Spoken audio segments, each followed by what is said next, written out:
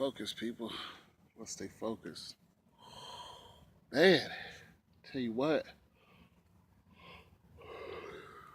it's May. It's cool out here. And yeah, just took a long trip to Tennessee and back. See my dad. Turnaround's 2 days. 1,200 miles on my vehicle. Anyway, somebody asked me to do a business video. I'm sorry, I don't remember what your name is. The person who asked me in the comments, can I do a video on what I know about business? And I've done one of these before. Uh, for the very few people who watched it, it was a request also. But let's get into some business. Um, so there are a lot of ways to start your own business. Um, YouTube is a business, all right? A lot of people are having fun on YouTube and making money. And just like business, the parameters of YouTube has changed because of the ads that are being watched are no longer being placed on a lot of people's videos. Sometimes 90 to 100% of your videos are being non-monetized because it does not coincide with the ads that are being placed on your videos. So let's just say you have Walmart has ads for the, I don't know, new toys or whatever that they advertise, and you're showing videos of twerking. So YouTube has done a disservice to a lot of people. They gotta go get a basic job now, and yeah, so it's a business. I don't make a lot of money on YouTube. I have maybe 600 followers, maybe, and yeah, okay, so that's a type of business. That's your own business. You have your, church is a business. Uh, Church is no longer about God. It's about business. It's about how many parishioners you can get into the door and keep them there, and then pay the tithe. And the preachers and the board members make money off of the people coming in. Then they have bigger buildings, so on and so forth. But it's a business now. And then you have the parameters of taxes, and churches don't pay taxes, so on and so forth, that I know of. Forgot what the form is. Of course, you have your regular corporate business where the guy on top is making all the money and the people down bottom are making very little.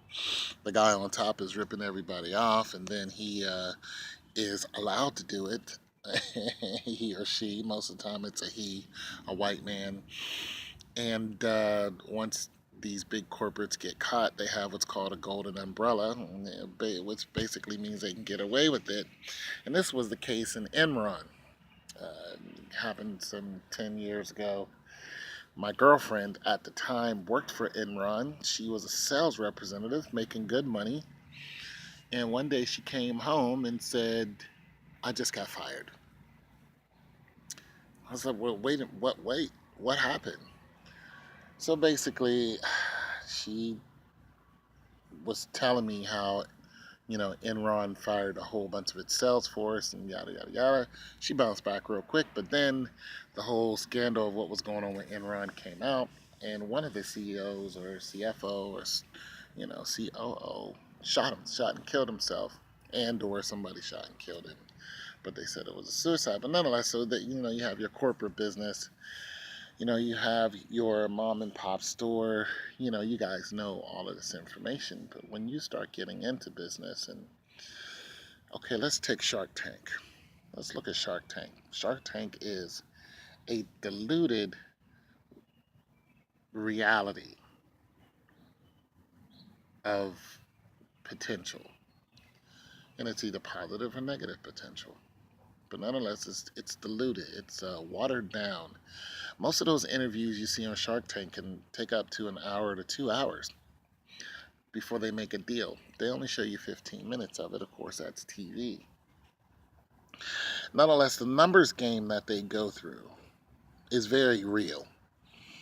Uh, However, it doesn't show you the whole scope of what actually they go through, and because it's a TV show, they only have but so much time. But the numbers game is very important, and this is the reason why I like Shark Tank. Even though when I look at people who come in there with the business, or they think they have a business, once the sharks get done with them, they say you don't have a business. They'll say you're not an entrepreneur, you're a entrepreneur, and then they break you down. Now this is five people's opinion who've been in business for 30,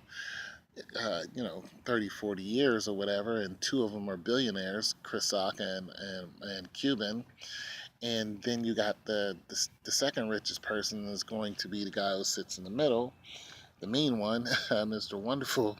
The third richest person is going to be Mr. Fubu, uh, guy who made the clothing company, Damon, and the fourth, fifth richest one, I guess, if you're going with all the people who've been on the show. Well, not all have been on the show, but the regular ones who've been on the show. So either fourth or fifth is going to be Hershevek, and he's worth $100 million. And then you go down to Lori Garnier, who's worth I'm sorry, Hershevek is Lori Garnier is worth 50 million. Hershevek is worth 100 million, and I don't know what Corcoran is worth, Barbara Corcoran, but she's I think she's the least richest one out of all of them, but she makes good deals. But nonetheless, when you look at Shark Tank, and I suggest people look at Shark Tank, understand the numbers.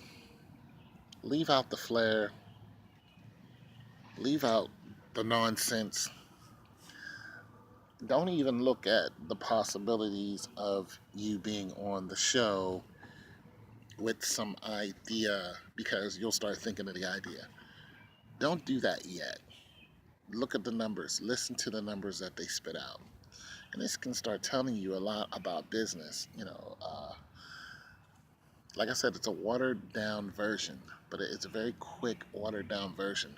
But it starts to give you a foundation in your head on what business is like. What's going on, man? It starts to give you a good foundation, and that's what you want. So, if you have, let's just say okay, the way they do the numbers is by by 100,000 increments. So when they do it like this. How long have you been in business? So they do it by annual, 12 months, and they do it by 100,000 increments. So, and this is how they tell what your business is worth. So they say, how long you've been in business? I've been in business for 3 years.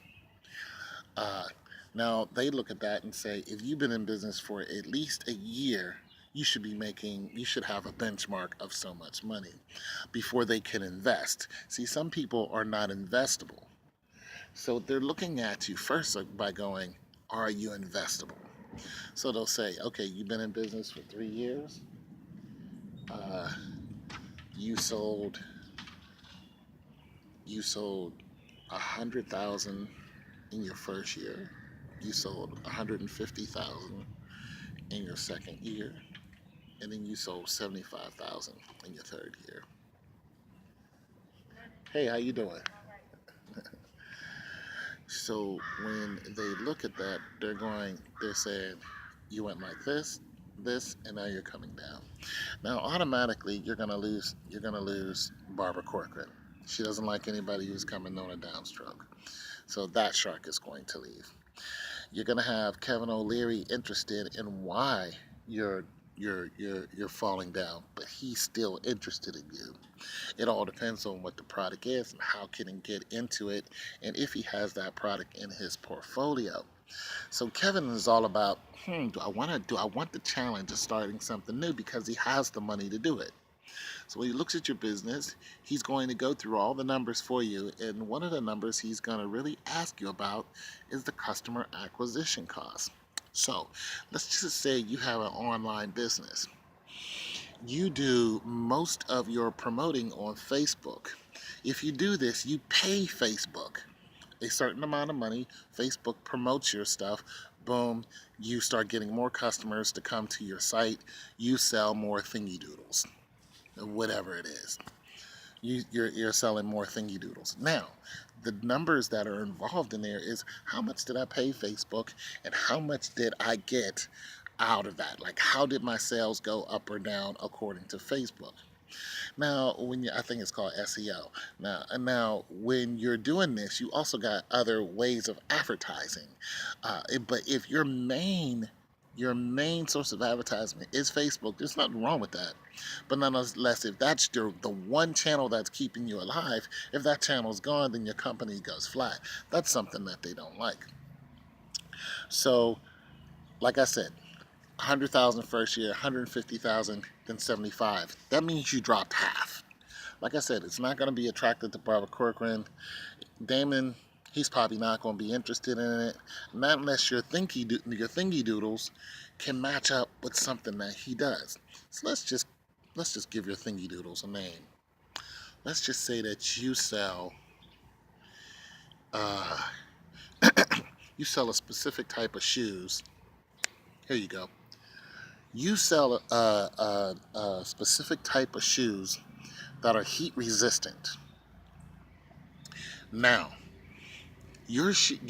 but your product isn't the shoe. Your product is the material. And here's the catch. You have a patent.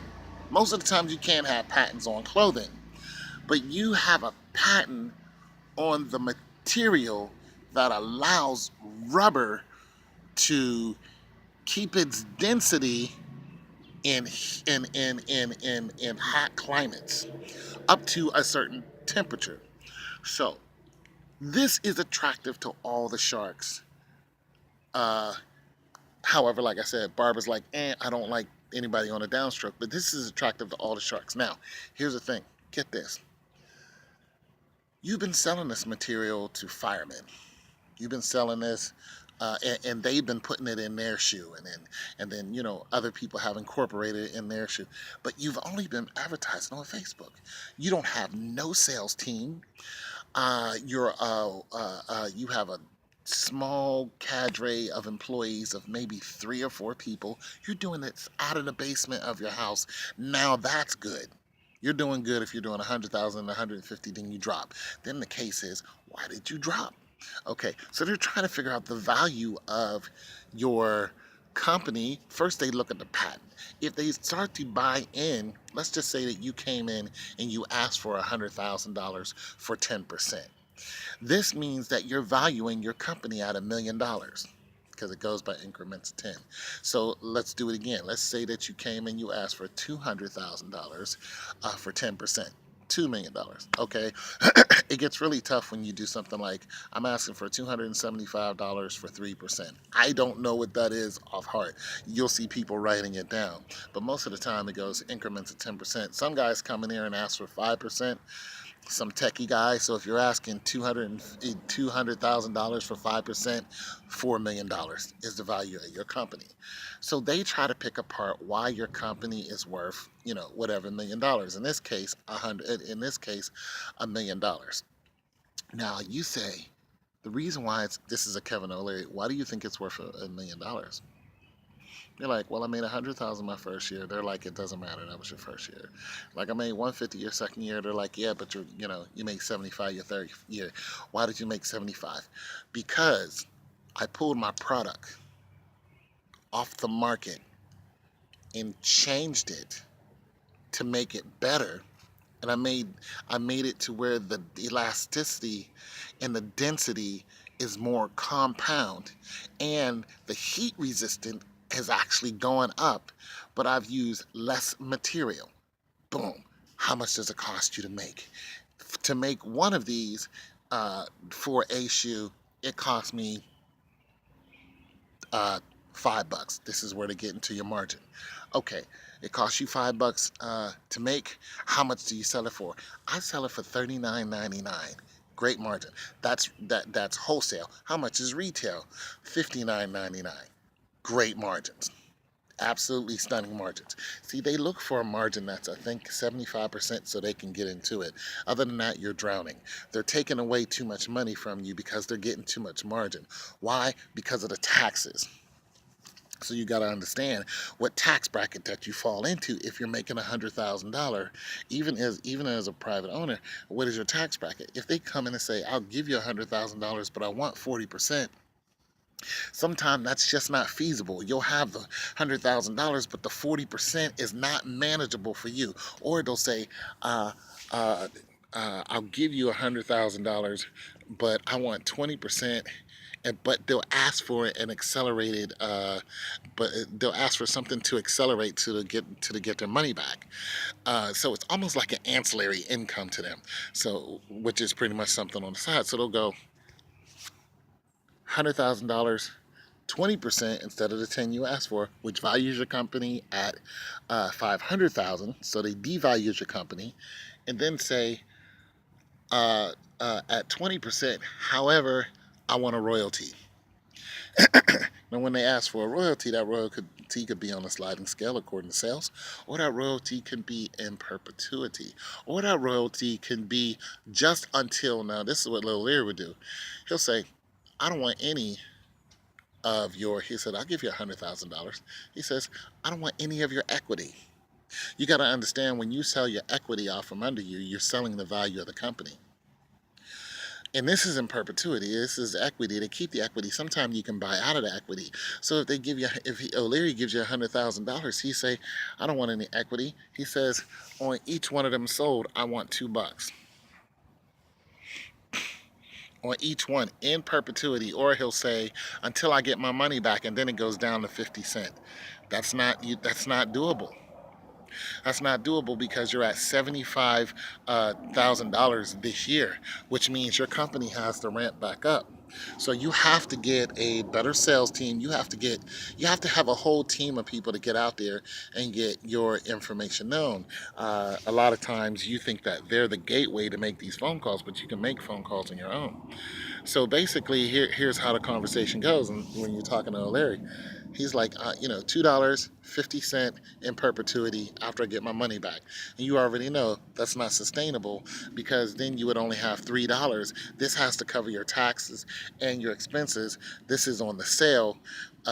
This is on the direct cost of the item. And you're like, I might not be able to do it depending on the sales. So if you're wholesaling for 39 and retailing for 59.99, that might be possible. It all depends on what your sales are going to start doing now that your item is back on the market the way you want it to be. So this is just some business information for you guys. But once it goes back on the market, or once you have the newer version on the market, are the sales going up? They're going to ask you that. What did you do last month? You're going to say, "I did 15,000 last month." So they're going to look at that, and they're going to say, "What is your projected for the year?" "I projected that we're going to do 200,000. And they're going to go, "Why?" It says, "Because I did 15,000 last month." I did 50,000 last month, and I'm already on track to double that. So they're looking at your projected income for the next year. If you think you're going to do 200,000, and then say, "Are you only advertising on Facebook?" And be like, "Yeah, I haven't advertised anywhere else, just using SEO." And you're like, "Okay, well, I'm going to get a whole team in there to help push that up." So then you'll have Cuban say, "You know what? I got a guy who I bought his business, and he was a fireman. Makes $100,000 a year for me right now. I paid the guy $1.2 million. So and so." He says, "I tell you what, I'll give you 10%."